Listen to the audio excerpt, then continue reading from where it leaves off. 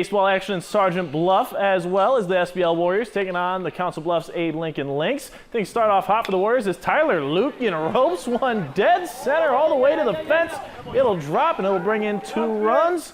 Lukian now on third, and a big crack of the bat here. That would lead to a sac fly to bring him on in, and it's 3-0 Warriors now in the first. Later in the game, here's a little wild pitch in the dirt that walks Braden Kerr home from third, and the first game of the doubleheader ends with a 10-4 Warrior win.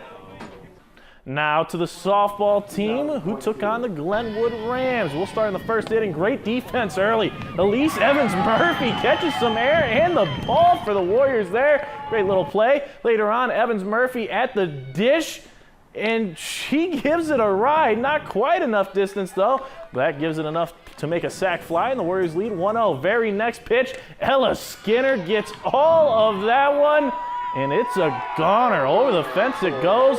The solo shot for the senior, and it gives the Warriors a larger lead.